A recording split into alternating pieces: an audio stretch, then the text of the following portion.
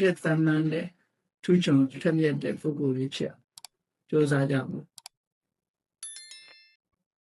သင်္ကန်းကဆိုယူချမ်းဖြစ်တုံးတဲ့တူမတူညီတဲ့အနေထားမျိုးတွေရှိတဲ့အခါမှာကောင်းတဲ့သင်္ကန်းဆောင်တွေကိုမှတ်ယူပြီးတော့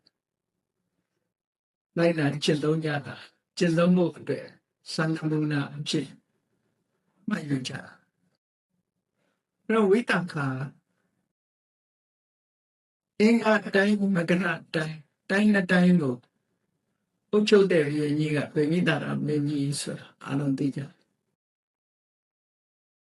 ဝိတ္တခါကအင်္ဂါတိုင်းမှာဗတ္တိယဆိုတဲ့မြို့ရှိအဲ့တော့ထင်ရှားတာမဟုတ်ဘူးမကရတိုင်းကရာဇဂျိုကမြို့တော်ဖြစ်တော့သူကပို့ပြီးတော့ထင်ရှားဗေမိတာရတို့ကမကရတိုင်းမှာရုံးဆိုင်ကြသို့တော့အင်္ဂါတိုင်းကိုသိမ့်ပိုက်ထားတော့တိုင်းဒီနှစ်တိုင်းနယ်ကြီးနှစ်နယ်အုပ်ချုပ်တဲ့ဧကရေဘယင်ဖြစ်တယ်နော်အဲ့တော့ဗေမိတာရရဲ့နယ်ထဲမှာဗတ္တိယမြို့ဆိုတာအဲ့ဒီဗတ္တိယမြို့မှာအလွန်နာမည်ကြီးတဲ့တထေးကြီးတူရှိအဲ့ဒီတထေးကြီးကမေတ္တကတထေးလို့ခေါ်မေတ္တကဆိုတာရဲ့အတိတ်ကအဲ့ရဲ့နောက်ဖေးမှာလူချနာလေးပေးနိုင်တဲ့ရွှေစိတ်ယုတ်ကြီးတွေပေါ်လာတယ်ကုသိုလ်ကောင်းမှုကြောင့်အဲ့ဒီရွှေစိတ်ယုတ်ကြီးတွေဟာသူ့အိမ်ကိုအလှဆင်ထားပြီးတော့လောကဓမ္မတရားကိုဖြည့်ဆည်းပေးလို့မေနကတထေးဆိုတဲ့နာမည်နဲ့တွင်တယ်သူကထူးခြားတဲ့စွမ်းရည်တတ္တိတွေရှိတယ်အဲ့ဒီမေနကတထေးကြီးကောင်းကင်ကိုမော့ကြည့်လိုက်ရဲ့ရင်မိုးချုပ်ပြီးတော့စပယ်ကြီးတွေကိုဖွင့်ပြီးတော့ကောင်းကင်ကိုမော့ကြည့်မယ်ဆိုလို့ရှိရင်သူစပယ်ကြီးတွေမှာစဘာတွေဖြည့်ရင်းသားဖြစ်တယ်လို့ပြောတယ်ဒါသူလူခဲ့တဲ့ကုသိုလ်ကောင်းမှုရဲ့အစွမ်းကြောင့်ဒီအစွမ်းတကူသူကသူတွေရတာမဟုတ်ဘူးသူ့ရဲ့ဇနီးတဲ့တထေးတော်ကြီးကသတ္တဘဒုမှာလာတဲ့စိတ်ကြာတဲ့စိတ်တွေလက်ဖွားချိန်ဝါမှာပါခဲ့။ဘာဖြစ်လို့လက်ဖွားချိန်ဝါမှာလာတဲ့စိတ်ကြာတဲ့စိတ်တွေပါလာတော့ဆိုတော့ဒီချိန်တော့ကအနာရောအရှင်မြတ်တွေဆုံးကတ်တဲ့အခါမှာကိုဆုံးခွဲကဒီဆုံးခွဲပေါ့။ကိုကိုရောစီကဒီကိုရောစီသွားရည်စစ်ပြီးတော့ဆက်ကလူတန်းနေအဲ့ဒါလို့ကုသိုလ်ကောင်းလို့ခြေတော်နဲ့ဟန်လျှောက်လက်နဲ့လှူဆိုတဲ့ကုသိုလ်ကောင်းမှုတွေကြောင့်သူ့မှာစံကကတုမှာလက်အမတ်သားနဲ့ဘုံမာကြအမတ်သားဆိုတာသူ့လက်မချစ်သွားတယ်ပါနေတယ်သူကလည်းပဲအစွမ်းတကူရရှိတယ်သူထိုင်ပြီးတော့ဓမင်းကိုချက်ပြီးသူထိုင်ပြီးတော့အလုသမားတွေကိုကျွေးမယ်ဆိုလို့ရှိရင်ဓမင်းဟာဘယ်တော့မှယော့မသွားဘူးဒီလိုဆိုနော်အဲ့ဒါလိုပဲသူ့သားကဒနေစရာချွေးပါကသူမနာတေဝီအိမ်မှာခိုင်းနေတယ်အလုသမားကပုံနာသူတို့9ယောက်ဆိုတော့မှထူးခြားတဲ့ပြည်ချင်းတွေရှိကြတယ်ပေါ့အဲ့ဒါလိုအမနာမနာမကြီးတဲ့ထိုကိကထင်ရှားတဲ့တထေးကြီးရဲ့မိသားစုတွေမေရကတထေးကြီးရဲ့မြေအနေနဲ့ဝိတ္တခံဆိုတဲ့ကလေးမလေးမွေးဖွားလာတယ်သူ့အဖေကမေတ္တကတထေးကြီးရဲ့သားဒနေစရာချွေးမသူမနာဒေဝီတို့ကမွေးဖွားတဲ့သမီးတဲ့နော်အဲ့တော့သူတယောက်တည်းမွေးတယ်လားလို့ဆိုတော့စာပေကျမ်းကမှာတော့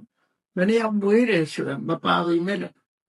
စာတွေကိုဆက်ဆက်ပြီးတော့ကြည့်မယ်ဆိုရင်ခါမှာသုတ်တန်တစ်ခုမှာသူစာတာလို့ခေါ်တယ်သူ့ရဲ့ညီမတယောက်ရှိတယ်ဆိုသိရတယ်ညီမကတော့တော်တော်ထက်တယ်ရောက်ခမလည်းမခံဘူးအိမ်သားတွေလည်းရန်တွေးတတ်တယ်အဲ့ဒါနဲ့ရသော်ပြားကမယား9ဦးအကြောင်းကိုခေါ်ပြောပြီးဆုံးမတဲ့အခါမှာရင်ကျေးသွားပြီဝိတ္တခါရဲ့ညီမသူစံတန်ဆိုတာရှိသေးတယ်မနေ့တော့ကကနန်လိုဇန်ကတဲ့သူစံတန်ကတူနော် အဲ့ဒါလို့ဝိသခမှာသူစားရဆိုတဲ့မြင်မှပဲရှိသေးတယ်ဆိုတာသိရအဲ့တော့ဝိသခမှာအဲ့ဒါမှချမ်းသာတဲ့တတိပြုတဲ့ကနေဝိဖွားလာတဲ့ကလေးမမြတ်စွာဘုရားနဲ့ကိုရောမြတ်က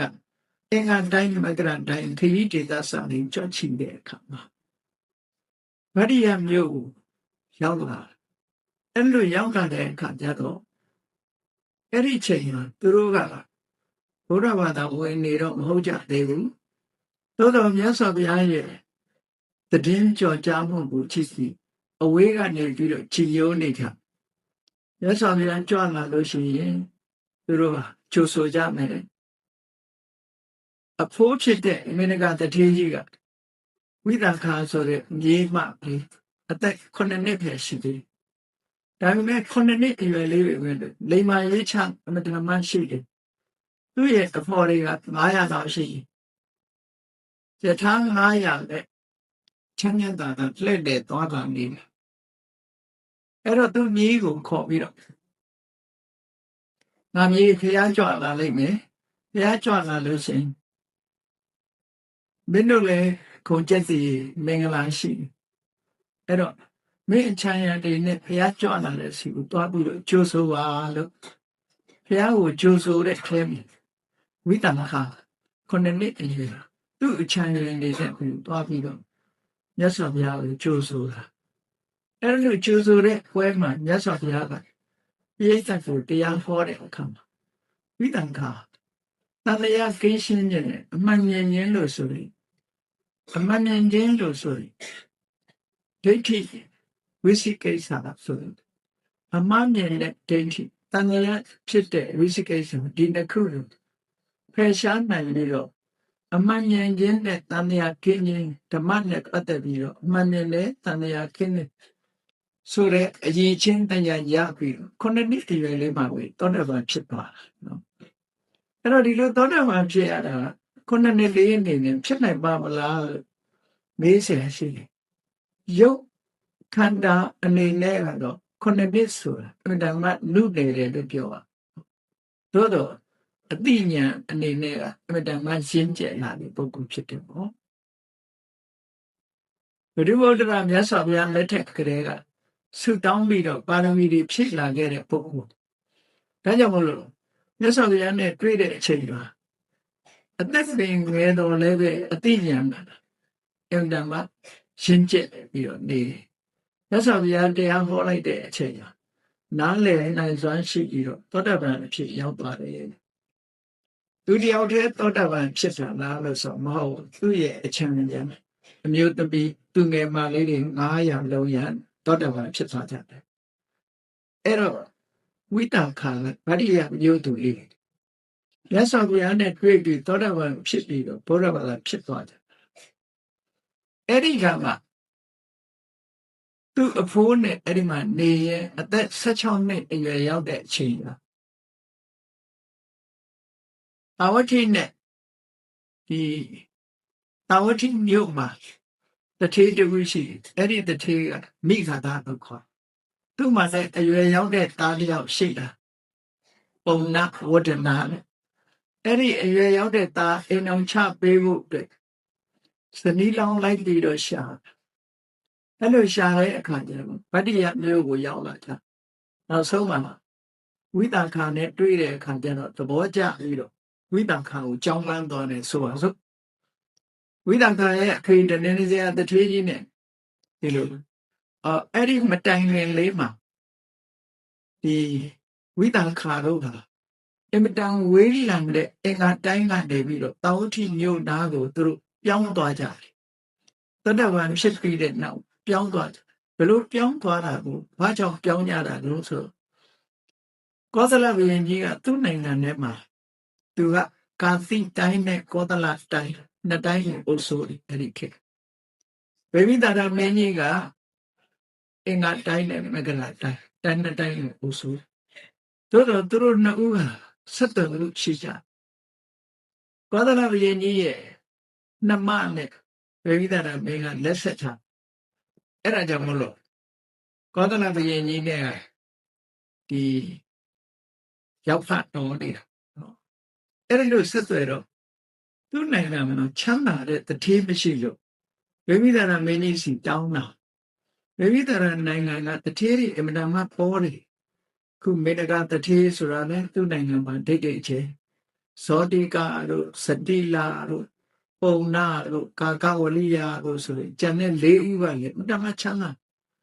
အဲ့တော့သူ့ကိုတထေးတယောက်ပေးပါသူ့နိုင်ငံပေးပါလို့တောင်းတဲ့အခါကျတော့ဝိမိသရမင်းကြီးကတကယ်ကြီးကျယ်တဲ့တထေးကြီးတွေနေရာရွှေ့ခိုင်းဖို့နေရာပြောင်းခိုင်းဖို့ဆိုတာအမှန်တမ်းခဲနေအဲ့တော့ဘသူပြောရကောင်းမလဲလို့ဆိုတော့ဝိတာခာရဲ့အဖေဒနင်စရတထေးသားကိုခေါ်ပြီးတော့ကောသလမင်းကြီးရဲ့နိုင်ငံကိုသွားနေလိုက်ပါတော့သူ့ကိုတိုက်တွန်းတော့သူကလည်းသဘောတူတာနဲ့အင်္ဂါတိုင်းကနေပြီးတော့ကောသလတိုင်းဘက်ကိုပြောင်းသွားတာ။နောက်ဝိတံခါတော့အဲ့ဒီလိုနေရာပြောင်းတဲ့ထင်ပဲပါသွား။အဲ့တော့ကောသလတိုင်းကိုပြောင်းတဲ့အခါကျတော့သာဝတိပြည်နဲ့6ယူဇနာလောက်ဝေးတဲ့နေရာမှာမြို့ပြတီထောင်ပြီးတော့နေတယ်။အဲ့တော့ဝိတံခါရဲ့အဖေတို့မြို့ပြတီထောင်ပြီးတော့နေတဲ့နေရာကိုတာကေတလို့ခေါ်တယ်။မြန်မာပြည်ကအဲ့ဒီနာမည်ကိုယူပြီးတော့မှဲ့ထားတာကေတဆိုတာနော်သူတို့ကိုယ်တိုင်မြို့ပြတီထောင်ပြီးနေရာကိုသတ်မှတ်ပြီးတော့ယူတာဖြစ်သောကြောင့်တာကေတကိုယ်တိုင်တာဆိုတာကိုယ်တိုင်ကေတဆိုတာနေရာဌာနရွေးချယ်ခြင်းပေါ့ကိုယ်တိုင်နေရာရွေးချယ်ပြီးတော့အဲ့ဒီပုံနာ့ကိုဒနင်စရတထေးကဒီနေရာကိုရွေးချယ်ပြီးတော့မြို့တင်လိုက်တယ်ဒါနဲ့အဲ့ဒီမြို့လေးတာကေတမြို့ဆိုပြီးဝိတခါကအဲ့ဒီရောက်တာအဲ့ဒီရောက်တဲ့အခါမှာခုနကတာဝတိမြို့ကမိဂရတထေးကသူ့သားအတွက်ကျင်ညာနောင်းကိုလိုက်ရှာတဲ့အခါမှာအဲ့ဒီတာကေတမြို့လေးကိုရောက်လာကြရောက်လာပြီးတော့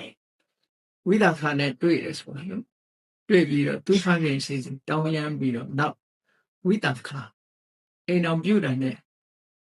တာဝတိမြို့ကိုရောက်သွားတာသူ့အတွက်ဒါကံကောင်းခြင်းပဲလို့ပြောအောင်ရသော်ဗျာအမြဲတမ်းသတင်းသုံးတဲ့တာဝတိမြို့ကိုသူရောက်သွားတယ်ဘဝဆိုတာဒီလိုပဲနော်ကိုမွေးဖွားတဲ့နေရာရဲ့တော့ဟုတ်ချင်မှာဟုတ်တယ်တနေရာရောက်သွားတဲ့အခါမှာသူ့ဖို့ကံပိုကောင်းသွားမြတ်စွာဘုရားကတာဝတိမြို့မှာ25နှစ်တောင်နေတာဆိုတော့အမြဲတမ်းမြတ်စွာဘုရားကိုဖူးခွင့်ရတယ်တရားနာခွင့်ရတယ်ဆွမ်းကွမ်းလှူဒန်းခွင့်ရတယ်ဆိုဝိသံခဖို့မှာကံသိကောင်းသွားတယ်လို့ဒီလိုပြောအောင်အကယ်၍ဒါဗတ္တိယမြို့သူဖြစ်လို့ဗတ္တိယမှာနေပဲဆိုရင်မြတ်စွာဘုရားဗတ္တိယမှာကြာကြာသတင်းသုံးတာမဟုတ်ဘူးအေးကောင်းပြီအဲ့လိုနဲ့တာဝတိမြို့ကိုရောက်တယ်တခြားဇာလန်းတွေသူနဲ့ပတ်သက်ပြီးတော့အလုံးသိကြတာများမှာအဲ့တော့တာဝတိကိုရောက်သွားတဲ့အခါသူ့ရဲ့ရောက်ခမမိဂန္ဓတထေးဆိုတာသူတို့နဲ့နှိုင်းဆန်လိုက်မယ်ဆိုလို့ရှိရင်မပြောပလောက်တဲ့တောတထေးလေးအဆင့်ပဲမြို့နေတယ်ဆိုရင်တောတထေးအဆင့်ပဲရှိသူ့အဖေချမ်းသာတာကိုမမိဘူးပေါ့နော်သူ့အဖေကဒနင်စရတထေးအမတန်မှချမ်းသာတယ်သို့တော်လည်းသမီးဆိုတာအရွယ်ရောက်လာလို့ရှိရင်အင်တော်ရသားချပေးရတယ်လို့ဆိုရင်ထိုခေတ်ကယုံကြည်ချက်အတိုင်းဒီတန်တာအင်တော်ကြသွားတဲ့အခါတာဝတိမြို့ကိုရောက်သွားအဲ့တော့သူကဗတ္တိယမြို့မှာကလေးကဘုရားဘာသာဝင်ဖြစ်ပြီး9နှစ်အရွယ်ကလေးကသောတာပန်ဖြစ်တာဆိုဘုရားနဲ့တရားနဲ့နေတာအဲ့တော့သောတာပန်ဆိုတော့သောတာပန်နေပြန်ဘလို့နေကြသလဲလို့စဉ်းစားကောင်းစဉ်းစားမိကြလိမ့်မယ်သောတာပန်ဖြစ်သွားတဲ့ပုဂ္ဂိုလ်တယောက်ဟာဘုရားပေါ်မှာအသိဉာဏ်နဲ့နှစ်ကယုံကြည်ခြင်းတရားဓမ္မကိုအသိဉာဏ်နဲ့နှစ်ကယုံကြည်ခြင်းတန်ခါကိုတရားဓမ္မအသိဉာဏ်နဲ့နှစ်ကယုံကြည်ခြင်းလို့ဆိုတဲ့ဒီယုံကြည်မှုတွေဘယ်လိုမှမပြောင်းလဲတဲ့ယုံကြည်မှုခိုင်မာသွားတဲ့ချက်သုံးချက်သူတို့ပြည့်စုံတယ်နောက်တစ်ခုကဘာတော့ဆိုရင်ငါးတိလဘာကိစ္စနဲ့မှမချိုးဖို့ဘာကိစ္စနဲ့မှမချိုးဖို့ဘူးဆိုတာကြည့်တမ္ပံပုဂ္ဂိုလ်တွေအနေနဲ့ငါးတိလ ကိုတစုံတရာထိခိုက်မယ်ဆိုရင်သီလကိုချိုးဖောက်လိုက်ကြတယ်နောက်မှရောင်ရဆိုပြီးတော့သီလဆောက်တည်ကြတယ်နော်အခွင့်အရေးတစ်ခုရှိမယ်ဆိုရင်၅ပါးသီလကိုချိုးဖောက်တယ်ကိုလက်ချေတစုံတစ်ခုထိခိုက်မယ်ဆိုရင်လည်း၅ပါးသီလကိုချိုးဖောက်ကြတယ်ခုခေတ်မှာကြည့်ပေါ့တစုံတစ်ခုအန္တရာယ်ဖြစ်လာရင်ကိုကာကွယ်တယ်ဆိုတဲ့စင်ကြယ်နဲ့သူများတဲ့သတ်ဖို့မလေးကြဘူးနော်အဲ့တော့သောတာပန်ဖြစ်သွားတယ်ဆိုတဲ့အဓိပ္ပာယ်ကသီလကိုချိုးပြီးတော့ကိုကာကွယ်တယ်ဆိုတာဘယ်တော့မှမလုပ်တော့သောတာပန်ရဲ့အရေးချင်းအဲ့ဒါအရိယကံကသီလအရိယာတွေအသက်နဲ့ထပ်တူမျက်နှိုးတဲ့၅ပါးသီလမကျိုးမပေါက်မပြောက်ကြအောင်စိတ်ထိနေစောကြောင့်တယ်နောက်ဆုံးမှာအသက်ဖယ်သေးခြင်းသေပါစေ၅ပါးသီလကိုမလဲကြဘူးပေါ့အသက်နဲ့တောင်မလဲဘူးဆိုရင်စီးစိမ်ဥစ္စာနဲ့ဖယ်လဲမလဲကိုယ့်ရဲ့အင်္ဂါခြေလက်နဲ့လည်းဘယ်တော့မှမလဲဘူးတဲ့တချို့ကနည်းနည်းလေးနာကျင်လိုက်ရင်၅ပါးသီလပြတ်ခြင်းပြတ်ပါစေ၅ပါးသီလချိုးမောက်လိုက်ကြတယ်များတယ်အဲ့ဒါကြောင့်သူတော်ကောင်းတွေရဲ့စိတ်နေသဘောထားထဲမှာကြည့်မယ်ဆိုလို့ရှိရင်ဒဏ္ဍစစေအင်္ဂဝရတဟိတုဥစ္စာနဲ့ကိုယ့်ရဲ့အင်္ဂါခြေလက်ဒီနှစ်ခုတစ်ခုခုစွန့်ရမယ်အခြေအနေရောက်လာပြီဆိုရင်ကိုယ်လက်ကိုယ်ခြေအထိခိုက်ခံမလားပစ္စည်းဥစ္စာအဆုံးခံမလားလို့ဆိုတဲ့အခါမှာပညာရှိတွေကဘယ်လိုပြောတော့ဆိုအင်္ဂါခြေလက်ကိုအဆုံးမခံပါနဲ့ပစ္စည်းကိုအဆုံးခံလိုက်ပါဒီလိုပြောတာနော်ပစ္စည်းဥစ္စာကိုအဆုံးခံလိုက်အင်္ဂါခြေလက်ကိုအဆုံးခံတယ်ဟောနောက်တစ်ခါအသက်နဲ့အင်္ဂါခြေနဲ့ရွေးเสียဖြစ်လာပြီဆိုလို့ရှိရင်တော့ဘာရွေးရအောင်အင်္ဂါခြေလက်အဆုံးခံလိုက်ပါအသက်တော့အဆုံးမခံပါနဲ့အဲ့လိုတခါကိုချင်းတီလာတရားဓမ္မနဲ့ပတ်သက်လာတဲ့အခါကျတော့ဘာကိုအဆုံးခံရမလဲဆိုရင်အင်္ဂါခြေလက်ကိုအဆုံးခံလိုက်ပါပစ္စည်းဥစ္စာတွေကိုအဆုံးခံလိုက်ပါအသက်ကိုတောင်အဆုံးခံလိုက်ပါသီလကိုအဆုံးမခံပါနဲ့တရားဓမ္မကိုအဆုံးမခံပါနဲ့ဒီလိုဆုံးမလက်ရှိသူတော်ကောင်းတွေနော်သူတော်ကောင်းတွေရဲ့အတွေးခေါ်အဲ့လိုကိုချင်းသီလအတွက်တော့တရားအတွက်အသက်ကိုတောင်ပေးဆက်ပြီးတော့ကာဝယ်ဆောင်ရှောက်ကြတယ်ဆိုရင်အဲ့ဒီသောတာပန်ဖြစ်သွားပြီဆိုလို့ရှိရင်ဘယ်လိုနည်းနဲ့မှပါဏာတိပါဒအမှုမကျွလွန်ဘူးအရိဏဒါနအမှုမကျွလွန်ဘူးကာမေတုမိစ္ဆာစာရမုဒဝါဒသူရာမေရိယဆိုတဲ့ဒီအမှုတွေလုံးဝမကျွလွန်တော့ဘူးလို့ဒီလိုပြောတာနော်မကျွလွန်ဘူးဒီသီလတွေကိုစောင့်ရှောက်နေမယ်ဆိုရင်ဒီတေတံပေးမယ်လို့ဆိုတော့တေတံပေးခြင်းပေးဒီသီလကိုတော့မဖောက်ဖျက်ဘူးလို့အသက်နဲ့လဲပြီးတော့ထိန်းသိမ်းစောင့်ရှောက်နိုင်တဲ့စွမ်းရည်တတိသူတို့မှရအဲ့ဒါသောတာပန်နော်သောတာပန်ဆိုတာအဲ့ဒါမှသောတာပန်စစ်ဖြစ်တာဘုရားတရားသံဃာယရဏသုံးပါးကိုနှစ်ကာယုံကြည်တယ်ဘုရားကိုတန်တရားဆိုတာလုံးဝမရှိဘူးတရားနဲ့ပတ်သက်ပြီးတန်တရားဆိုတာမရှိဘူးသံဃာနဲ့ပတ်သက်ပြီးတော့တန်တရားဆိုတာမရှိဘူးယုံတယ်ဆိုတဲ့နေရာမှာမျက်ကန်းယုံလည်းမဟုတ်ဘူးဝိသပတာဒအသိဉာဏ်နဲ့သက်ဝင်ပြီးတော့ယုံကြည်တဲ့ယုံကြည်မှုမျိုးလို့ဒီလိုပြောငယ်ငယ်ကတည်းကဘာသာတရားနဲ့ပတ်သက်ပြီးတော့ခိုင်မာသွားပြီဘယ်သူပြောလို့မှမရမခိုင်မာသေးလို့ရှိရင်စားလေးတစ်ထုပ်နဲ့လည်းဘာသာပြောင်းတာပဲနော်ပတ်စံလေးနဲ့လည်းဘာသာပြောင်းသွားတာပဲစီးပွားရေးလေးနဲ့လည်းဘာသာပြောင်းသွားတာပဲတခုခုအလုတ်ကင်လေးပေးတာနဲ့လည်းဘာသာပြောင်းသွားတာရှိတာပဲပေါ့အဲ့တော့ခိုင်မာသွားပြီဆိုလို့ရှိရင်ဘလောက်ပဲပေး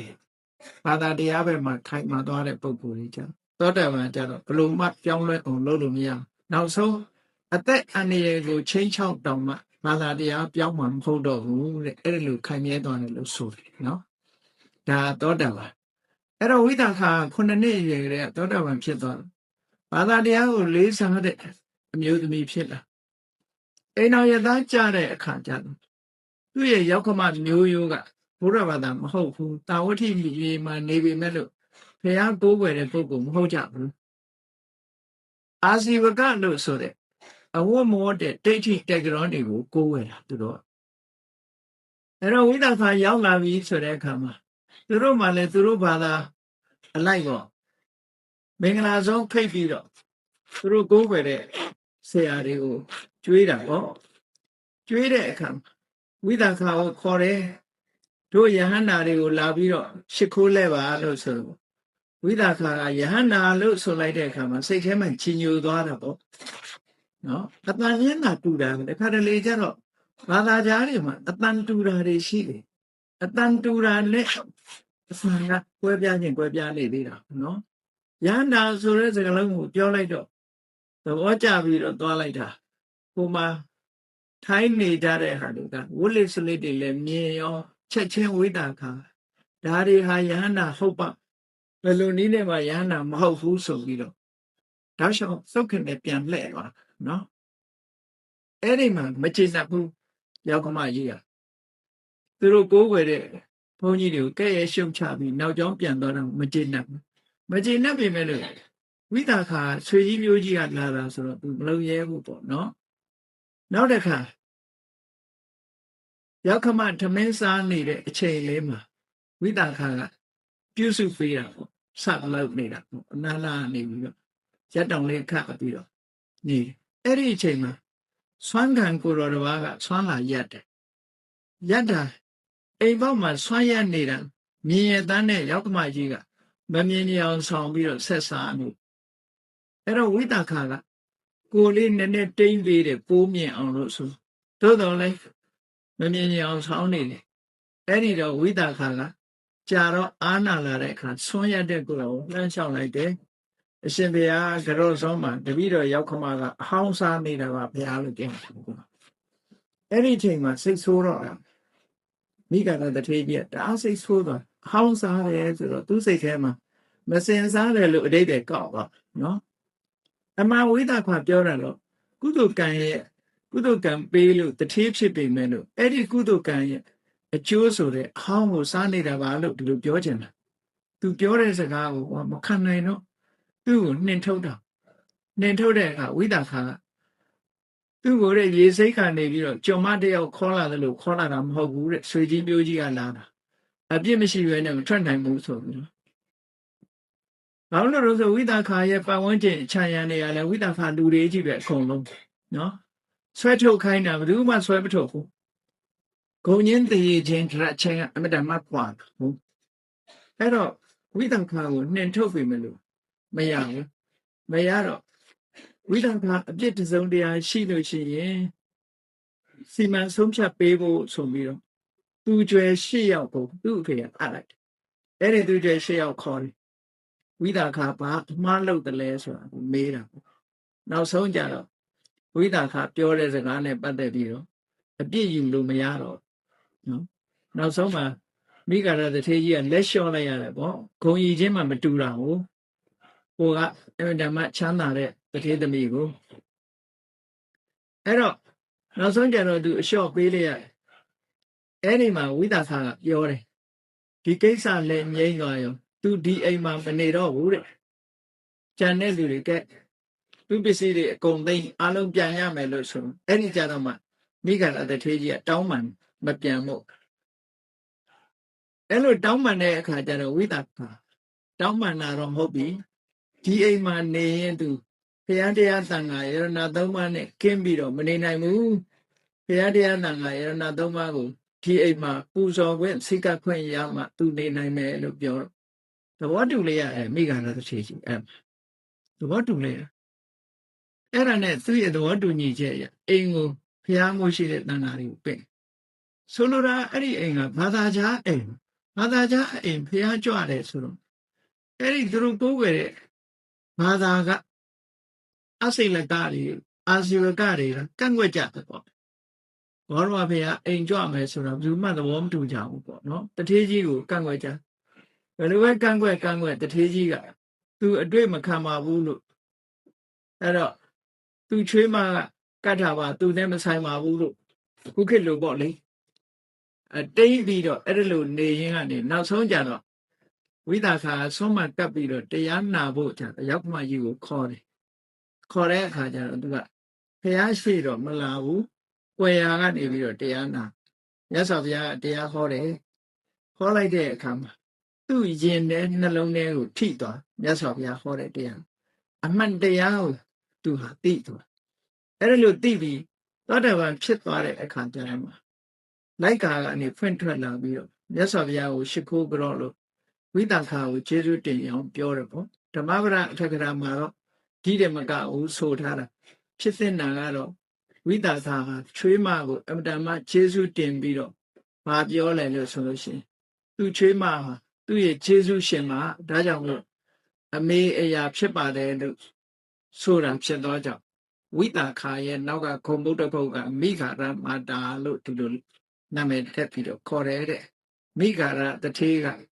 အမေအရာမှာဒီချွေးမပေမဲ့လို့အမေအဆင့်ထားတဲ့ချွေးမပေါ့နော်အမေလိုလေးစားရတဲ့ချွေးမဆိုပြီးတော့ဝိသခာမိခာရမာတာမိခာရရဲ့မိခင်အရာ၌တူတယ်လို့ဒီလိုဆိုတယ်နောက်တစ်မျိုးပြောရမယ်ဆိုလို့ရှိရင်တော့ဖြစ်နိုင်တာတစ်ခုကသူအဖိုးအမျိုးကမိခဆိုတဲ့နာမည်တွေနဲ့နာမည်ပေးလေးရှိတယ်စာပေကျမ်းဂန်ထဲမှာမိခနဲ့နာမည်ပေးထားတာဒကမာကြီးတယောက်ရှိတယ်မိခအာလာဆိုတာဒါလည်းဝိသခာအမျိုးတွေကလည်းဖြစ်ကောင်းဖြစ်လိမ့်မယ်မိခရာတတိရဲ့အမျိုးတွေကလည်းဖြစ်ကောင်းဖြစ်မှာနောက်ဖြစ်နိုင်တာမိခရာမာတာလို့ခေါ်တာဝိသခာဟာသားဦးလေးမွေးဖွားတဲ့အခါကျတော့အဦးဆုံးသားလေးကိုအဖိုးရဲ့နာမည်နဲ့မှဲ့မိခရာဆိုတဲ့နာမည်နဲ့မှဲ့ပေါ့အဲ့ဒါကြောင့်မို့လို့မိခရာရဲ့အမေလို့ဒီလိုခေါ်တာဒီလိုလဲဆိုကြတယ်ပေါ့ဒါအဲ့ဒီနိုင်ငံတွေမှာမှဲ့ရိုးထုံးစံကဒီလိုပဲအဖိုးရဲ့နာမည်တွေထည့်မှဲ့တယ်မြန်မာပြည်တောင်မှပဲဒီလိုမှဲ့တာလေးတွေရှိတယ်လေအဖေရဲ့နာမည်တို့အဖိုးရဲ့နာမည်တို့ထည့်ပြီးတော့မှဲ့လေးရှိကြအဲ့တော့သူ့ရဲ့သားဦးလေးကိုမိခါရလို့မှဲ့တာကိုအကြောင်းပြပြီးတော့သူ့ကိုမိခါရမာတာလို့ခေါ်တယ်လို့လည်းဆိုတယ်ပေါ့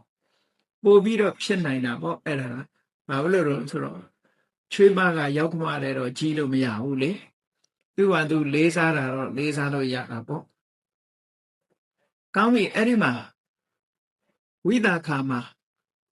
သားသမီး20ထိအောင်ထွန်းကားအဲ့သားသမီး20ထဲမှာ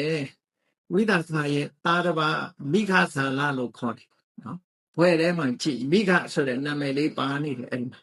သူတို့မျိုးရိုးကမိခဆိုတဲ့မျိုးရိုးနဲ့နာမည်ပေးတာမို့မိခဇာလမိခဇာလယဟန်ဤဝိပဿနာတရားဆိုတာဘုန်းကြီးတို့တခါဟောထားတာရှိအဲ့ဒါဝိသခာရဲ့သားပေါ့နာမည်အနေနဲ့သိခွင့်ရတာအဲ့ဒီဝိသခာရဲ့သားဖြစ်တာအဲ့တုတ်တန်2ခုရှိတယ်မိခဇာလတုတ်ဆိုတာအဲ့ဒီတုတ်ရဲ့ဝိသခာသားသမီး20ရှိတယ်လို့ဆိုတော်လဲပဲသူတယောက်ကိုပဲနာမည်အနေနဲ့မှတ်သားခွင့်ရဘာလို့လဲဆိုတော့ဒီစာပေကျမ်းဂန်တွေကိုမှတ်တမ်းတင်တဲ့အခါမှာတရားဓမ္မကိုဦးစားပေးပြီးတော့မှတ်တမ်းတင်တာလူနာမည်တွေနဲ့မှတ်တမ်းတင်ရမယ်ဆိုရင်စာအုပ်တွေကဒီတဲ့ပို့ပြီးတော့ကြီးသွားနိုင်တာပေါ့နော်။သမိုင်းကြောင်းတွေကိုမှတ်တမ်းတင်ရမယ်ဆိုရင်ဒီတရားဓမ္မဘက်ကရောကောင်းရောသွားနိုင်တယ်။ဒါကြောင့်မို့လို့ဒီသမိုင်းကြောင်းတွေကိုဒီလောက်ကြီးမှတ်တမ်းမတင်တော့ဘဲနဲ့ဘုရားဟောတဲ့တရားကိုအဓိကထားပြီးတော့မှတ်တမ်းတင်ခဲ့တာလို့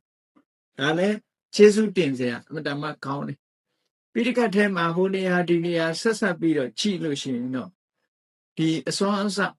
ပုဂ္ဂိုလ်တို့ရဲ့အထုပ္ပတ္တိဘဝဇာလန်းလေးတွေကဆက်ဆက်မိသွားတယ်လို့ဒီလိုပြောတာပါအဲ့တော့ကောင်းပြီဝိသခာရောက်ခမရောအားလုံးဘုရားဘာသာဖြစ်သွားဝိသခာတို့အိမ်သို့တော့ဇာလန်းမှာမြုပ်နေတာတော့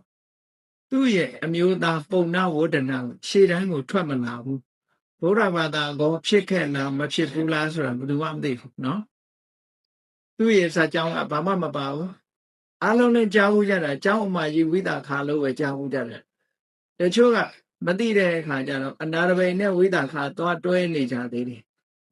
အနာရဘိန်နဲ့ဝိသခာအတွဲမဟုတ်ဘူးနော်အတွဲမဟုတ်ဘူးအနာရဘိန်ကလည်းပဲသူ့ဇနီးရှိတယ်ဝိသခာကလည်းသူ့အမျိုးသားရှိတယ်ပေါ့သူ့အတွဲနဲ့သူအနာရဘိန်ကျတော့ဒကမာကြီးကမထင်ရှားဘူးဝိသခာကျတော့ဒကာကြီးကမထင်ရှားဘူးလို့ဒီလိုဖြစ်တယ်အဲ့တော့ဘာသာရေးမှာ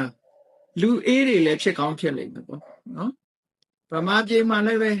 အမျိုးသမီးနာမည်နဲ့လုပ်ငန်းတွေပေါ်တာလည်းရှိတာပဲအမျိုးသားနာမည်နဲ့လည်းရှိတာပဲပေါ့ဗမာပြည်မှာအမျိုးသားကမထင်ရှားပဲနဲ့အမျိုးသမီးနာမည်နဲ့ပဲစီးပွားဖြစ်နေကြတာရှိတယ်နော်အဲ့ဒါလိုပဲနေမယ်အဲ့တော့ဝိသခာထက်ထက်မြက်မြက်ရှိတော့လူရေးတိုင်းရေးဘက်မှာအင်မတန်မှ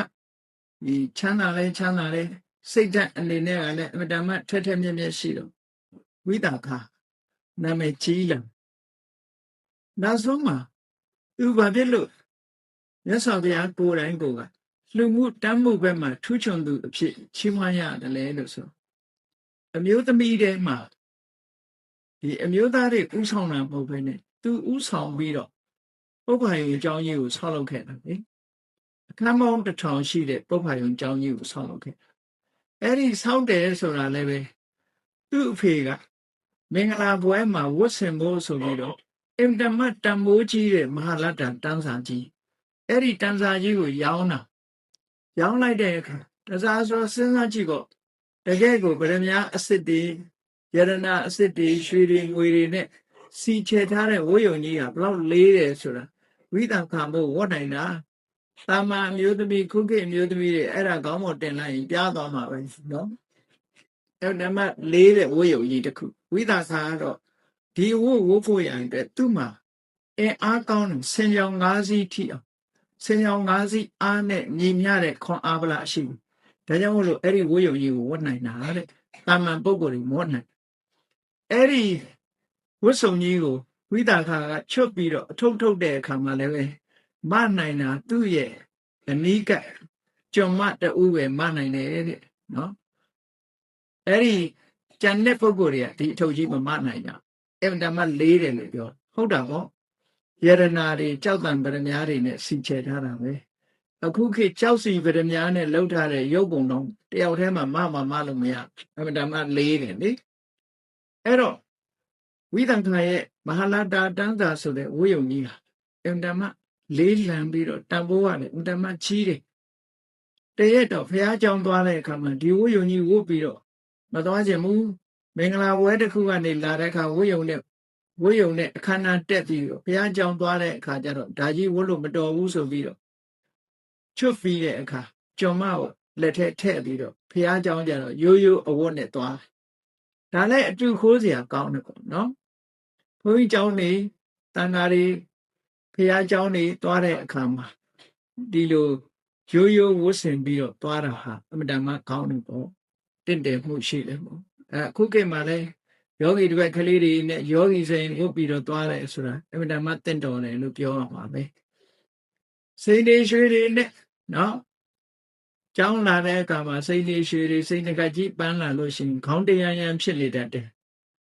ဘာလို့လဲဆိုစိတ်အယောင်တောက်တာကိုပြခြင်းလို့နော်ခုခေတ်ကလည်းငကတ်တင်စိတ်မဟုတ်တော့ဘူးသွားတောင်မှပဲစိတ်ကွတ်ထားသေးတယ်အဲ့ဒါကြောင့်ဆိုတော့ခဏမရည်ခြင်းမဲနဲ့ရည်ပြနေရတယ်ဒီလိုဟာတွေတောင်ရှိနေတယ်နော်ငယ်တော့ကြားဦးတာတော့ရွှေသွားပဲကြားဦးတယ်အခုတော့စိတ်နဲ့ကွတ်ထားတဲ့သွားတောင်ပေါ်နေနော်အဲ့တော့ပါဇက်ထဲကဝင်းငနဲ့ဆိုတာကြားဦးတာတော့မနူဟာမင်းပါဇက်ကဝင်းငနဲ့ကြားဦးတယ်ပြောတယ်အခုလည်းပဲပါဇက်ကဝင်းငနဲ့တွေဘာဖြစ်တာမှလဲလို့ဆိုစိတ်ကွတ်ထားတာတဲ့အဲ့ဒါမျိုးတွေဖြစ်တတ်တယ်ပေါ့နော်အဲ့တော့ဝိသခာကဒီယရနာတွေစီချေထားတဲ့ကြောက်တံပရမ ्या တွေစီချေထားတဲ့အမှန်တမ်းတန်ဖိုးကြီးတဲ့ပိဋကချိန်အလွန်ကြီးမားတဲ့မဟာလတ္တတန်းစာကြီးဘုရားကျောင်းတော်သွားတော့ဆောင်းနှံဥမှာခဏချပြီးတော့မြတ်စွာဘုရားရှင်ရှိခိုးဝါချတရားတော်မှာနာယူပြီးပြန်ထွက်တဲ့အခါမှာကျော်မလှုပ်တဲ့ပုဂ္ဂိုလ်ကအဲ့ဒီအထုပ်ကြီးမေ့ကြံရတာမေ့ကြံရတော့အဲ့ဒီအထုပ်ကြီးကို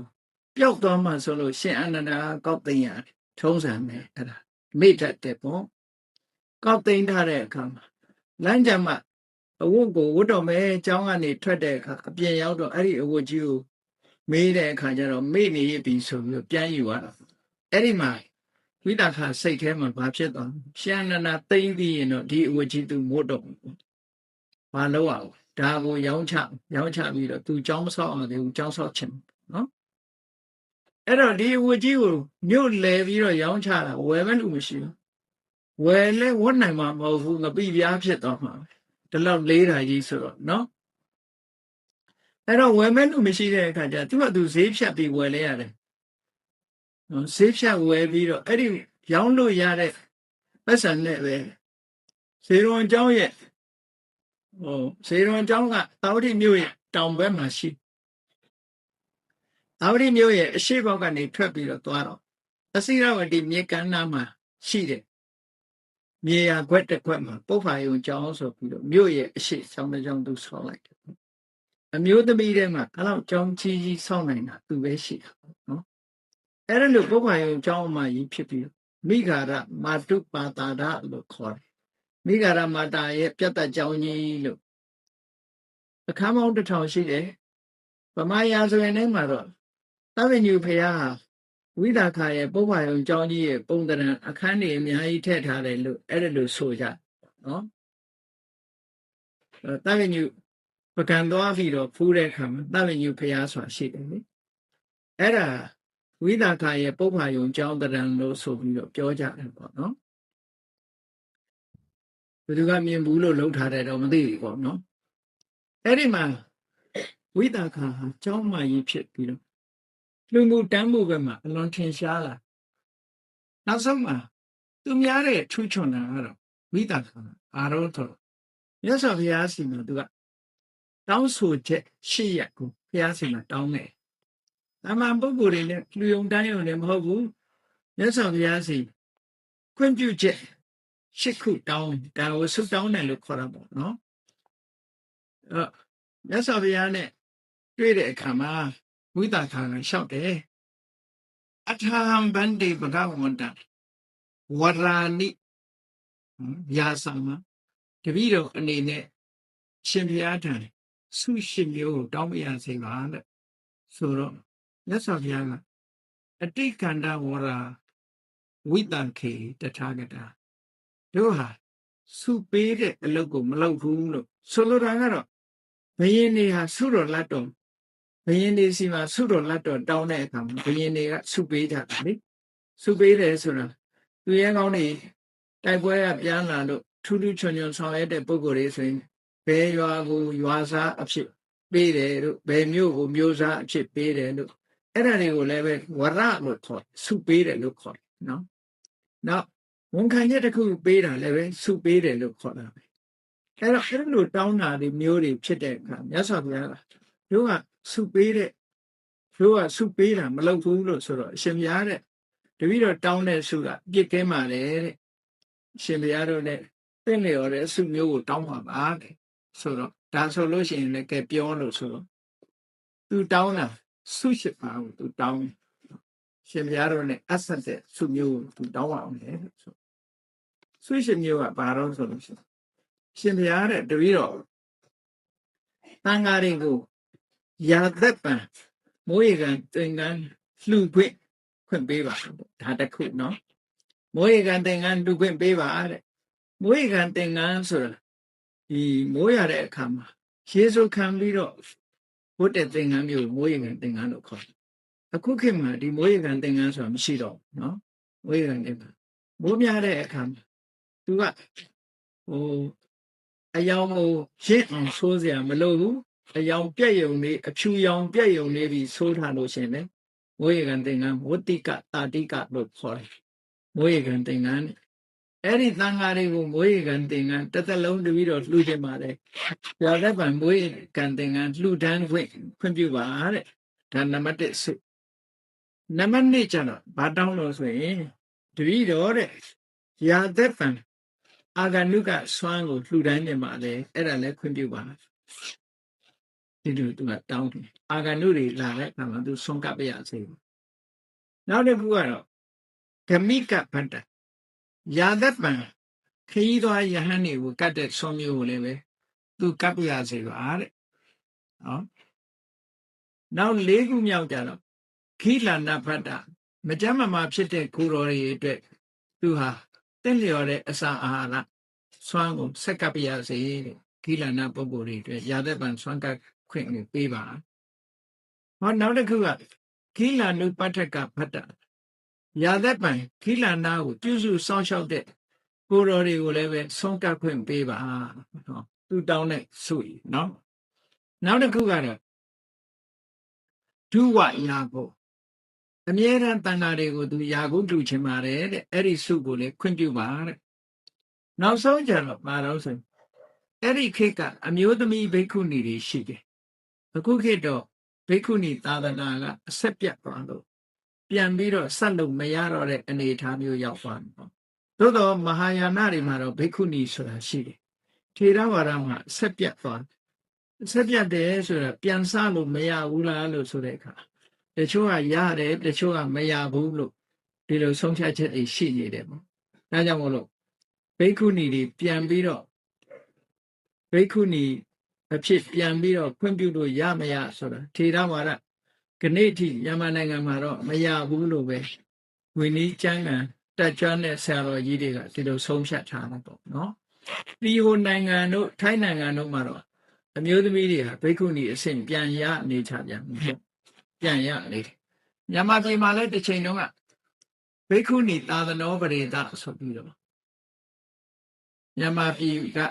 ဆရာတော်တစ်ပါးကစာအုပ်ထုတ်ပြီးတော့ဘိက္ခုနီသာသနာထူထောင်ဖို့ကြိုးစားခဲ့သေးတယ်သို့တော့တနိုင်ငံလုံးဟာဘုံကြက်ကန့်ကွက်ရှုတ်ချလာတယ်ဒါလည်းမအောင်မြင်ခဲ့ဘူးပေါ့နော်အဲ့တော့ဘိက္ခုနီကိုကန့်ကွက်တယ်ဆိုတာအမျိုးသမီးတွေကထင်ကောင်းထင်လိမ့်မယ်တို့ဘိက္ခုနီဝတ္ထမကြိုက်လို့ကန့်ကွက်ထားလားလို့ဆိုဒီလိုမဟုတ်ဘူးဝိနည်းစည်းကမ်းဥပဒေအရာမဖြစ်နိုင်တော့ဘူးဆိုတာကိုလက်ခံထားတာပေါ့နော်ဘာဖြစ်လို့မဖြစ်နိုင်တာတော့ဆိုတော့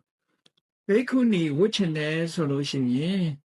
ပထမတစ်ချိန်ဘိက္ခုနီတန်ဃာရှိရမယ်ဘိက္ခုနီတန်ဃာထံမှာဘိက္ခုနီဝတ်ရပြီးပြီဆိုတဲ့အခါမှာဘိက္ခုတန်ဃာထီထပ်ပြီးတော့ confirmation လုပ်တာအဲ့ဒီမှာဒုတိယထပ်ပြီးတော့ရဟန်းခံနှစ်ကြိမ်ရဟန်းခံမှာဘိက္ခုနီဖြစ်အခုဘိက္ခုတွေတော့ရှိတယ်ဘိက္ခုတန်ဃာရှိတယ်ဘိက္ခုနီတန်ဃာကမရှိတော့နှစ်ကြိမ်ရဟန်းခံရမယ်ဆိုတော့တစ်ကြိမ်ပဲဆိုတော့မဖြစ်နိုင်ဘူးလို့ဒီလိုယူဆတယ်ပေါ့နော်အဲ့ဒီယူဆကြောင့်ဘိက္ခုနီသာသနာမှာမြန်မာပြည်မှာရောက်လာတော့လည်းပဲပကံခေတ်လောက်နောက်ပိုင်းမှာဘိက္ခုနီသာသနာကွယ်သွားတယ်လို့ဒီလိုပြောတာဟိုနောက်ပိုင်းရောက်တဲ့အခါကျတော့ဘိက္ခုနီသာသနာကွယ်သွားတဲ့အခါမှာသီလရှင်ဆိုတာအစားဝင်တာ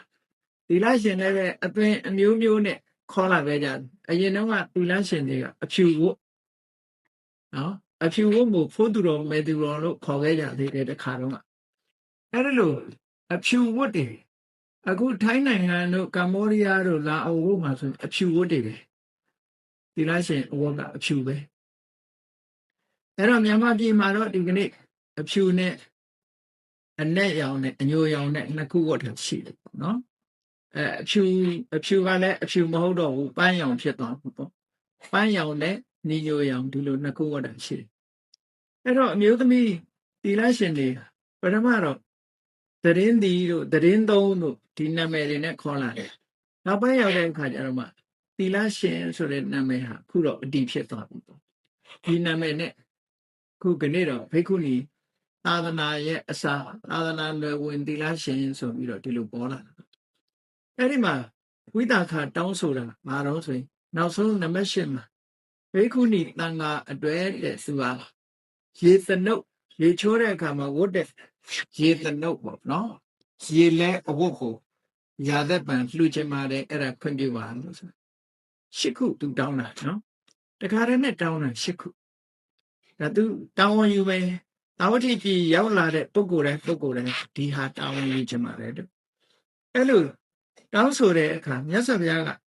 မေးတယ်ချက်ချင်းခွင့်မပြုလိုက်ပဲနဲ့ဘာဖြစ်လို့ဘာတွေ့လို့တောင်းဆိုတာလဲလို့ဆိုတဲ့အခါသူကတရက်တော့မြတ်စွာဘုရားကြောင်းသွားတယ်သွားပြီးတော့ဘုရားစီကတရားပါနာပြီးတော့အိမ်ပြန်ကန်ဒီမှာမြတ်စွာဘုရားကိုဆွမ်းကားပင့်သွားတယ်တန်ဃာတော်အရှင်မြတ်တွေနဲ့တန်ဃာကုံတပည့်တော်အိမ်ကိုဆွမ်းကားကြောင်းဆွမ်းကတ်တာတော့သူ့အိမ်မှာအမြဲတမ်းကတ်နေတာပဲเนาะအဲ့ဒီနေ့အထူးပင့်ပြီးတော့သွားအဲ့ဒီပင့်တဲ့နေ့မှာပဲမနေ့စောစောမိုးကြီးကကြီးကျယ်ရွာ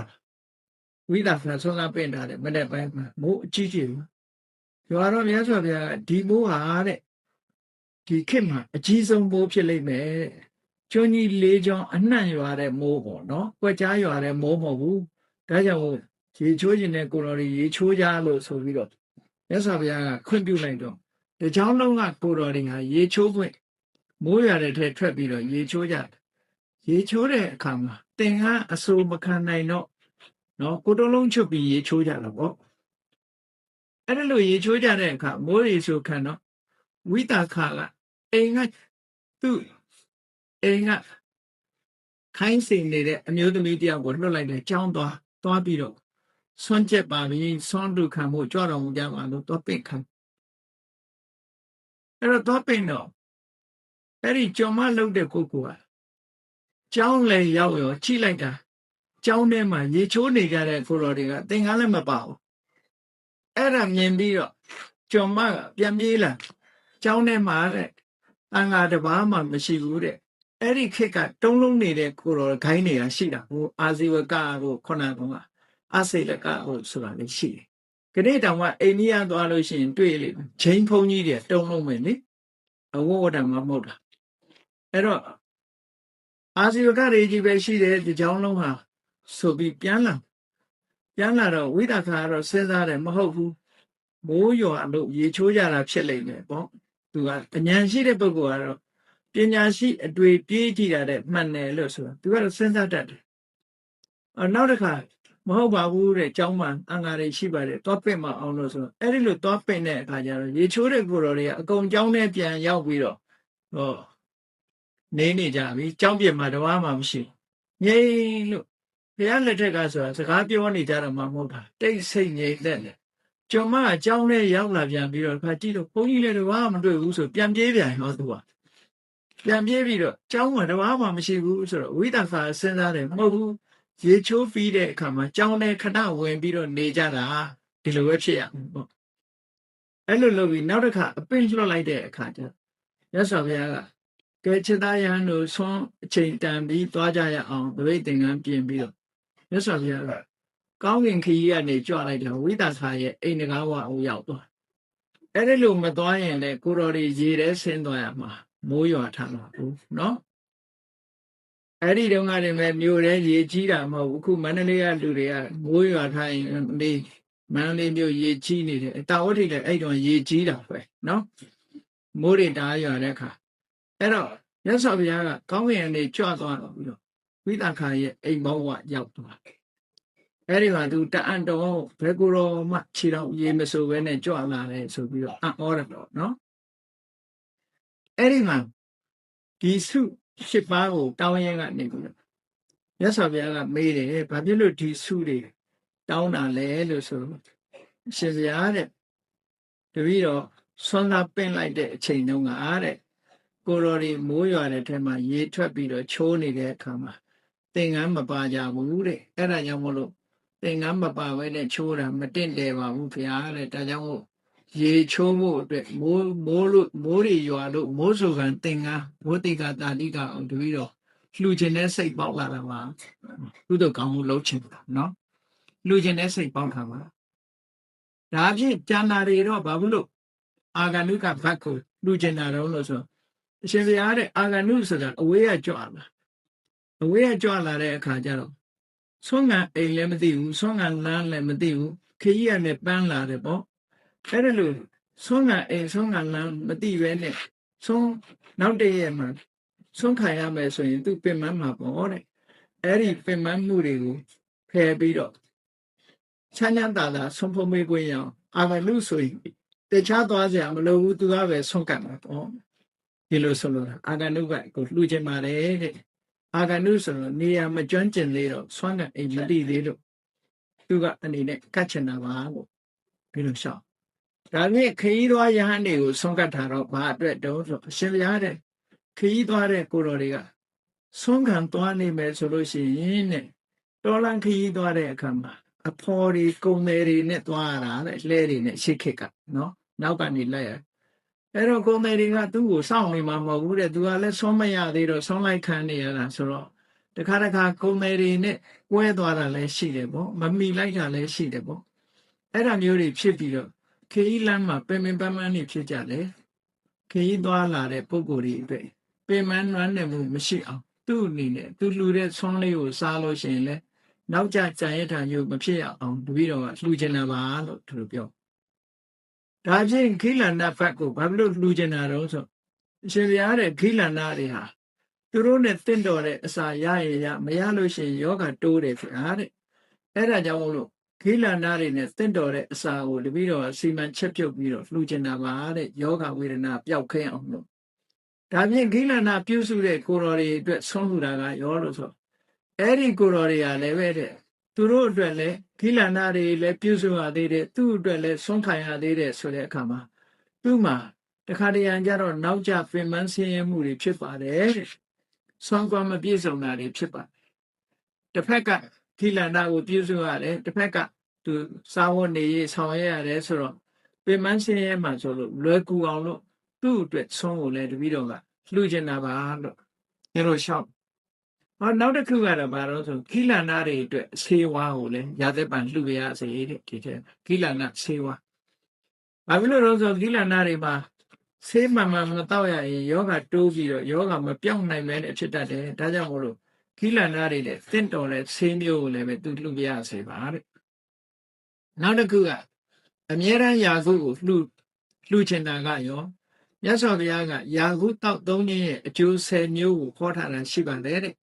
အဲ့ဒါကိုသဘောကျလို့တပည့်တော်ကအကျိုးဖြစ်ထွန်းလို့နော်သက်ရှိတယ်ဆင်းလာတယ်ခွန်အားကြီးတယ်နော်ချမ်းသာရတယ်နော်ဉာဏ်ပညာကြီးမားတယ်စတယ်ဒီအကျိုး10မျိုးတွေ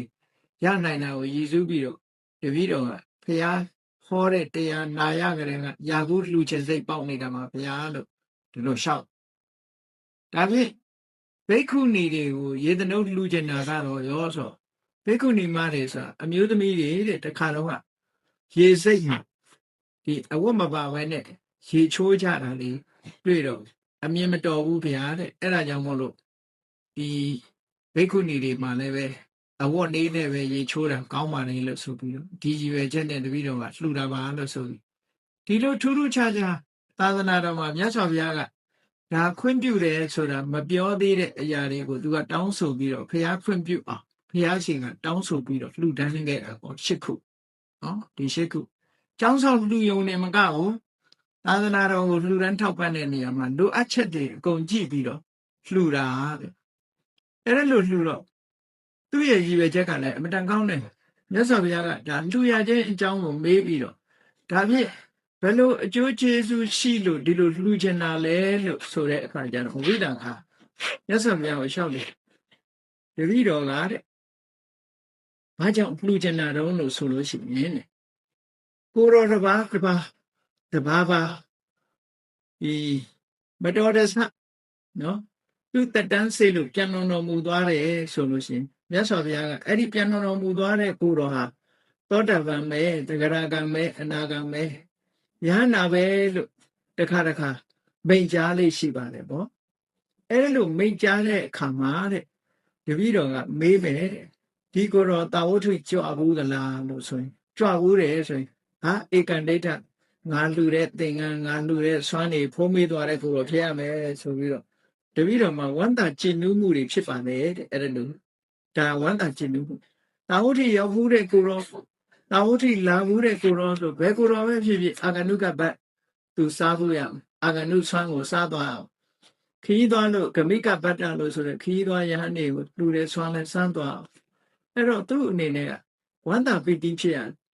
မတမထူးခြားတဲ့ပုံကိုယ်တွေကိုငါလှူလဲရတယ်လို့စိတ်ထဲမှာတပည့်တော်မှာဝန္တာပီတိဖြစ်ရမှာလေတဲ့အဲ့ဒီဝန္တာပီတိဖြစ်ရတာဟာသူ့ဖို့မှာကမ္မထံဘာဝနာတစ်ခုဖြစ်သွားဘယ်လိုဖြစ်တယ်ဆိုတော့ဒီကိုယ်တော်သောတာပန်တဂရကအနာဂံလို့ဒီလိုမြတ်စွာဘုရားကပြောလိုက်တဲ့အခါမိန့်ကြားလိုက်တဲ့အခါဒီကိုယ်တော်တာဝတိပြည်ရောက်ဖို့လို့ရှိရင်ဧကန္ဒိဋ္ဌငါဆွမ်းစားသွားတဲ့ပုဂ္ဂိုလ်ဖြစ်ငါဟာအရာတော်လေးစွာတကယ်ထူးချွန်တဲ့ပုဂ္ဂိုလ်ငါဆုံးကလည်းရပြီလို့စိတ်ထဲမှာတပည့်တော်ဝမ်းသာတယ်တဲ့အဲ့ဒီဝမ်းသာမှုဝမ်းမြောက်မှုကပီတိကိုဖြစ်စေပါတယ်ဖြစ်ပေါ်လာတဲ့ပီတိကခန္ဓာကိုယ်ရဲ့စိတ်ငြိမ်းချမ်းမှုခန္ဓာကိုယ်ရဲ့ငြိမ်းချမ်းမှုကိုဖြစ်စေပါတယ်အဲ့ဒီခန္ဓာကိုယ်နဲ့စိတ်ငြိမ်းချမ်းမှုကစိတ်ချမ်းသာမှုကိုဖြစ်ပေါ်စေပါတယ်စိတ်ချမ်းသာမှုကစိတ်တည်ငြိမ်မှုဆိုတဲ့တမာတိကိုရစေပါတယ်တဲ့အဲ့ဒီစိတ်တည်ငြိမ်မှုဆိုတဲ့တမာတိရတာဟာတပည့်တော်အတွက် နော်အိန္ဒြိယဘာဝနာတတ္တဝိရိယတတိတမာတိပညာလို့ဆိုတဲ့အရေးကြီးတဲ့စိတ်ရဲ့စွမ်းအားတွေကိုတပည့်တော်တိုးပွားအောင်လုပ်ပြီးသားဖြစ်ပါတယ်ဗလဘာဝနာတပည့်တော်ရဲ့စိတ်ခွန်အားတွေဟာပို့ပြီးတော့ကြီးထွားလာပါတယ်ဘုဇင်ကဘာဝနာကုသိုလ်နဲ့ပတ်သက်ပြီးတော့ပီတိတွေဖြစ်တာတပည့်တော်အတိညာဏ်တိုးဖို့အတွက်ဒီဘုဇင်တရားကိုပွားများအထောက်ပြီးသားဖြစ်ပါတယ်ဒီရွယ်ချက်တွေနဲ့သူလှူပြရဆိုတာဒီရွယ်ချက်တွေဒီလိုအကျိုးကိုမျှော်ကိုပြီးတော့တပည့်တော်တောင်းဆိုခြင်းဖြစ်ပါပဲဘုရားကိုလျှောက်တာနော်အဲ့တော့ဒါနကောင်းမှုဆိုတာလေဒါနကောင်းမှုလုပ်တဲ့အခါမှာဝန္တာကြည်နူးမှုဆိုတာဘယ်တမှအရေးကြီးတာတချို့ကဒါနလေးနဲ့နိဗ္ဗာန်မရောက်ဘူးနော်ဒါနလေးနဲ့နိဗ္ဗာန်မရောက်ဘူးဝိပဿနာတရားအထုတ်အောင်တဲ့မမှန်ဘူးလားမှန်တော့မှန်ပါလေဒါနလေးနဲ့နိဗ္ဗာန်မရောက်ဘူးလို့တော့မပြောရဘူးပေါ့နော်ကြည့်ဝိသစာဘာပြောလဲဆိုသူလှူထားတဲ့ဒါနလေးကြောင့်ဝန္တာတော့ဘာဖြစ်လဲပီတိဖြစ်တယ်ပီတိဖြစ်တဲ့အခါဘာဖြစ်လဲပတ္တတိဆိုတဲ့စိတ်ငြိမ်းချမ်းမှုဖြစ်တယ်ကိုယ်ငြိမ်းချမ်းမှုဖြစ်တယ်ငြိမ်းချမ်းမှုဖြစ်လာရင်ဘာဖြစ်လဲလို့ဆိုဒုက္ခစိတ်ချမ်းသာမှုကိုချမ်းသာမှုဖြစ်တယ်စိတ်ချမ်းသာကိုချမ်းသာတဲ့အခါမှာတမာတိဆိုတာဖြစ်ပေါ်လာအဲဒီတမာတိဖြစ်လာမှယထာဘုဒ္ဓဉာဏတဒနာမှန်မှန်ကန်ကန်သိတယ်ဆိုတဲ့ဉာဏ်ကဖြစ်တယ်ဒီလိုဆက်ဆက်နေတာနော်ဆက်ဆက်နေတာဒါကြောင့်မို့လို့ဒါနကောင်းမှုကိုအာယုံပြုပြီးတော့လေဝိပဿနာလိုင်းကိုသွားလို့ရသီလဆောက်တည်ပြီးတော့လေဝိပဿနာကိုတည်သွားလို့ရပြီပေါ့ဒါနပေါ်မှာကြည်နူးတဲ့စိတ်သည်ဝိပဿနာအထုတ်ဖို့အတွက်အင်အားတွေဖြစ်တယ်ပေါ့ဒါကြောင့်မို့လို့ကမ္မထာအထုတ်တဲ့ပုဂ္ဂိုလ်တောင်မှပဲဒါနထဲမှာရှိတယ်စိတ်တာလင်္ကာရစိတ်တာပရိခါရဒါနဆိုရှိသမထဝိပဿနာစိတ်ကိုတစားဆင်ပေးတဲ့အနေနဲ့ဒါနလုပ်ရတယ်ဒီလိုဆိုရနော်အင်အားတွေရအောင်ပေါ့ဝိပဿနာတရားအထုတ်တဲ့အခါမှာစွမ်းအားလေးကလိုအပ်တယ်လေဖြည့်ပေးရမဖြည့်ရင်တရားရှိတက်လို့မရစွမ်းအားတွေရော့နေရှစ်တက်လို့မရရှစ်တက်လို့ရအောင်ဒါနကောင်းမှုလုပ်တဲ့အခါစိတ်ကကြည်နူးလာကြည်နူးမှုတွေကစွမ်းအားဖြစ်ပြီးနောက်ဆုံးမှာတမာတိကနေပြီးတော့ယထာဘုဒ္ဓဉာဏတဒနာထိအောင်ရှောင်းရှိပြီးတော့သွားတယ်ဒါကြောင့်ဝိသခာအဲ့ဒါရှောက်တယ်နော်ဒီလိုသာသနာတော်မှာဒီလိုထူးခြားတဲ့ပုံကိုယ်တွေကိုငါလှူလိုက်ရတယ်ဆိုလို့ရှိရင်စိတ်စွမ်းအားတွေရပြီးတော့သူ့အဖို့မှာအိန္ဒြိယဘာဝနာတတ္တဝိရိယတတိတမာတိပညာတွေတိုးအောင်လုပ်ပြီးသားဖြစ်သွားတယ်နော်လုပ်ဖို့ခွင့်လန်းတွေရသွားတယ်ဗလဘာဝနာခွန်အားတွေတတ္တစွမ်းအားဝိရိယစွမ်းအားတတိစွမ်းအားတမာတိစွမ်းအားပညာစွမ်းအားတွေသူ့အဖို့မှာတိုးရသွားဘုဇင်ကဘာဝနာဘုဇင်တရားတွေပွားများအထောက်ပြီးသားဖြစ်သွားတယ်ဒီလိုဆိုတာနော်ဒီတရားတွေဆိုတာတစ်ခုနဲ့တစ်ခုဆက်ဆက်ပြီးတော့နေတာဒါကြောင့်ကမ္မထာထုတ်တယ်ဆိုတာဒါနကိုအခြေခံပြီးတရားထုတ်လို့ရတယ်သီလကိုအခြေခံပြီးတော့တရားထုတ်လို့ရတယ်ဒီစွမ်းအားတွေကိုအားရှိပြုတ်ပြီးတော့မှတရားထုတ်လို့ရအဲ့ဒီစွမ်းအားတွေတပည့်တော်မှာပြည့်လာနိုင်ပါတယ်လို့ဒီလိုလျှောက်တော့မြတ်စွာဘုရားကသဘောကျပြီးတော့သူတောင်းတာတွေအကုန်လုံးခွင့်ပေးလိုက်တယ်ခွင့်ပေးပြီးတော့ယဟန်တန်ဃာတွေကိုလည်းလက်ခံဖို့ဝိနည်းတိတ်ခါဖို့အနေနဲ့ခွင့်ပြုမှုပေးလိုက်တယ်ပေါ့အဲ့ဒီလိုကျောင်းတော်ကြီးဆောလို့ရုံနဲ့မကဘူးဝိသခာသာသနာတော်မှာထူးခြားတဲ့ကိစ္စတွေကိုဆောင်ရွက်ခဲ့တယ်ပေါ့အမှန်တမ်းတန်ဃာရဲ့အကျိုးကိုထူးထူးခြားခြားဆောင်ရွက်ခဲ့တယ်ဒီเจ้าအမကြီးဟာအသက်ဘယ်လောက်ရှည်သွားတော့ဆို120ရှည်သွားတယ်သူတရားနှလုံးသွင်းရင်ကနေပြီးတော့ဝိပဿနာကျင့်စဉ်ကိုကျင့်ရင်ကနေပြီးတော့သက္ကရာကံဖြစ်မယ်နောက်ဆုံးအနာဂံဖြစ်သွားမယ်အဲ့ဒီလိုအနာဂံဖြစ်တဲ့အခါကျတော့မှပရဏိဝိတဝဒဝတိနတ်ပြေကနေပြီးတော့သုဒ္ဓဝါဒ9ဘုံအဝိဟာတဲ့အတ္တပါတဲ့သုဒ္ဓတာသုဒ္ဓတိအကနိဋ္ဌာလို့ခေါ်တယ်သုဒ္ဓဝါဒ9ဘုံအစဉ်တိုင်းနံပါတ်1ဘုံကနေအောက်ဆုံးဘုံကနေစပြီးတော့သူဖြစ်မယ်အဲ့တော့အခုဘဝတန်တရားဟာအကြာကြီးနေအောင်မယ်သူအဲ့ဒီမှာနော်အဲ့ဒီမတရားဖះပွင့်ပြီးတဲ့နောက်ပိုင်းထိအောင်သူကြာနေအောင်မယ်ပေါ့အဝိဟာနဘုံမှာသူနေထိုင်အောင်မယ်ကြည့်လေဒီမြမတွေဟာကသဗ္ဗမြတ်စွာဘုရားလက်ထက်တုန်းကဘုရားလောင်းကဇောတိပါဠလူလင်ဖြစ်တယ်ဒီဂတိကာရမြမကြီးကဂတိကာရအိုးရင်းတယ်ကသဗ္ဗဘုရားကြီးဘုရားရဲ့ဥပဒကာကြီးဖြစ်ခဲ့တယ်ပေါ့ဟော ကောရဝမြတ်စွာဘုရားလောင်တိုးထွက်တဲ့အခါကြာသင်္ကန်းကိုယူပြီးတော့သူကောရဝဘုရားလောင်ကိုလာကတ်တာလေဂတိခါကတသဝဘုရားလက်ထက်တုန်းကသူကဘုရားရဲ့တကာကြီးဥပဒကာကြီးပေါ့အခုပြမပြေမှာရောက်နေတာပေါ့အဲ့ဒါလိုပဲဝိသခါမှာအရိဝတိယဘုရားနောက်ထပ်ပွင့်မဲ့ဘုရားတွေတောင်မိကောင်းမိလိမ့်အောင်မယ်အဲ့တော့ဝိသခါဘုံစင်ဆန်လို့ဆိုတာဒီလိုပြောတာနော်ဘုံစင်ဆန်နဲ့နေမာနရတိကနေပြီးတော့ပရဏိမိတဝတ္တဝတိရောက်မယ်ပရဏိမိတဝတ္တဝတိကနေအဝိဟာအတ္တပသုဒ္ဓတာသုဒ္ဓတိအကနိဋ္ဌအလုံးပေါင်းလိုက်တဲ့အခါနောက်ဆုံးကသူ့ဘဝကခုနှစ်ဘဝပဲပေါ့သောတာပန်ဆိုတာ